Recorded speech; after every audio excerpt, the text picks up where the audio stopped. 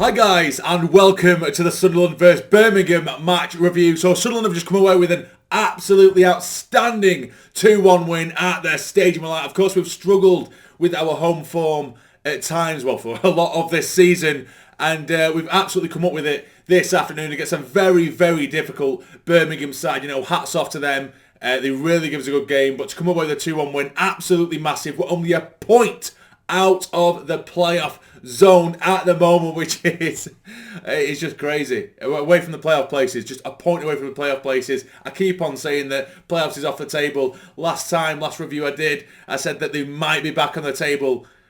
They're absolutely on the table now, guys. If you have a quick look, before I get into review, we'll have a quick look at the table. I'm going to do it now anyway. Just want to get it out of the way. Have a look at it because it looks really, really nice at the minute. We're currently sat in 9th. But if you have a look, our goal difference is better than the likes of Blackburn. It's better than the likes of Preston, who are above us. Of course, you've got Coventry and Millwall, both on the same goal difference as us. And Blackburn, of course, have a couple of games to play as well. But all we can do is keep winning games. And if we keep winning games, I think we might be able to do it with the teams we're playing against or coming up against. You know, although in saying that, when I keep on saying this, I keep on saying that we have a lot of the bottom half to play. And in retaliation, people have said, you know, we tend to do better against the better sides, which I actually agree with, to be fair.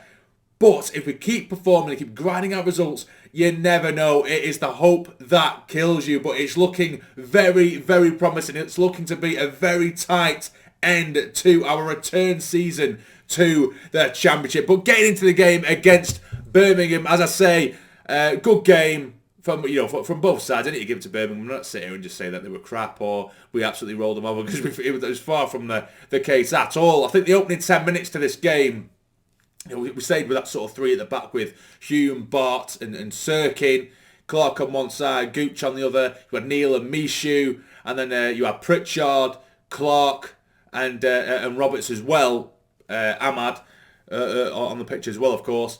And the opening 10 minutes, I feel like we kind of dominated. We took it to him, we controlled the ball, and our tempo was really, really good. We got to the byline a couple of times and then pinged it across goal, and it go out for corners, it go anywhere, and we looked really, really dangerous.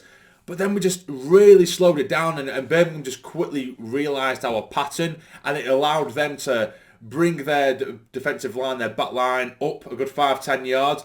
Because I noticed that for a large part of that first half, for a large chunk of that first half, because we were so slow in our tempo as well, we become very predictable. They sat pretty much on the halfway line, and we just weren't pressing them in terms of a ball over the top, which I know we don't really have those players in terms of a striker, but if you know the likes of Roberts, Ahmad, Clark, they did just make and gamble on that run in behind. We would have got in behind because they don't have the quickest of central defenders, but we just never gambled, so we become very predictable. Their centre-backs had very, very little to do in the first half because we loved playing the triangles, we loved playing the pretty football on the wings, and there was no one to mark in the middle because we kept getting to those sort of wing areas at the left and right. And then I was looking in the middle, there's no one there. No one there. So eventually we become predictable and very easy to play against. Like I said, it became a pedestrian tempo really from us, which was very disappointing. And that's what allowed Birmingham to come forward.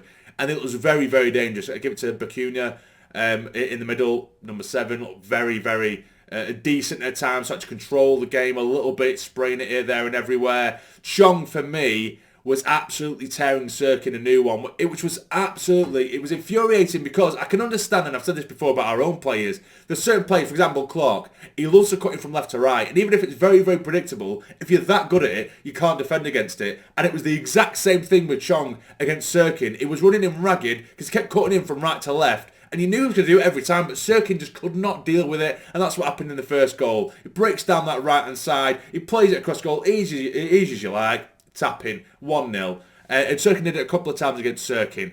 But thankfully, that kind of just kicks us up the arse, give us a bit of momentum. We started to get a couple of nearly moments here and there, and we've eventually got the equaliser just before half time. It's Trey Hume. Ball gets put in. Danny Bott gets it at the back post. He nods it across goal, and they're assumed to nod it into what's basically an empty net, and it comes off a Birmingham defender as well. So 1-1 at half time. Second half comes, and I feel like we did play a lot better.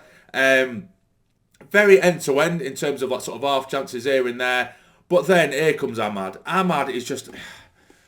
It's one of them, and the amount of lone plays we've had over the years that have been they've been so good, so amazing, and you just you hate to fall in love with him because you know you're going to say goodbye at the end of the season. There's not a 50-50 chance about it. He's gone at the end of the season, but we just need to enjoy him whilst he's here, Ahmad, because my God, what a talent that lad is. You know, he cut him from right to left. It makes it so easy. Again, it's somewhat predictable, but you can't do jack shit about it when you're that good. And the way he has two Birmingham men standing him up on that far side, and he cuts in so well, so quickly, so agile, and shifts onto his left foot, and he just pings it into the bottom left-hand corner to make it 2-1. Then literally a couple of minutes later, Sirkin, who's already on a yellow card, I think it's Chong who's trying to drive forward. Sirkin knows what he's doing. He gets in his way. But the only thing, when you do look back at it, I think it is Chong anyway, forgive me if I'm wrong, he tries to take him on. Sirkin's absolutely just blocked him off. 100%. It is a booking, but Chong, instead of even attempting to go around him, is followed through and with his arm. So he's literally, Sirkin's kind of got in his way, and then Chong's just immediately gone like that and just sort of with his forearm just decked him in his nose. He's busted his nose, and in the process, Sirkin gets sent off. I agree, he's blocked him off, but that was a very, very dodgy call there, and Chong didn't get anything at all. He was blocked off, but Chong's twatted him in the nose in the process. Do you know what I mean? But yeah, a very, very nervy 10 minutes to end the game. I was saying that on social media. It wouldn't be a Sunderland game without it being a horrible ending. We did make a couple of chances, though, before that, which made it really, really frustrating, even before the goal, which made it 2-1. They made their own chances as well, but, Djukovic up top made himself a bit of a nuisance a couple of times. He dragged a couple of efforts wide from the edge of the box. But before that, Gelhardt come on, linked up really, really well with Roberts, who went 1-on-1 with the keeper. He's tried to dink it over him, but he just floated it way over the bar. And then that was the sort of last chance before the goal that we got. But yeah, last 10 minutes we had to defend for our lives a little bit. Maybe ride our luck as well at times. But we see it out, 2-1. Absolutely fantastic win. Absolutely fantastic win. I'm buzzing with it. Anderson, we haven't seen much of him at all since signing. He had to come on, of course, because Sirkin got sent off. With the little work he had to do, he did very well. So, fair play to him to come on at a time like that. But yeah, it's going to make things more difficult because now Sirkin's going to be banned.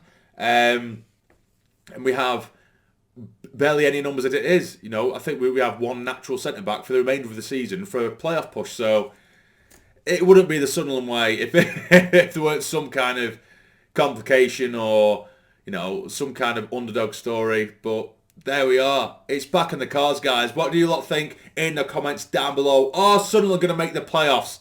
We shall see, but of course, like I said, let me know in the comments down below. If you've enjoyed this video, hit the like button for me. It'd be massively, massively appreciated. And subscribe to the channel if you're not already to become a fully fledged member of the Sarny Army. But for now, take care and stay jamming.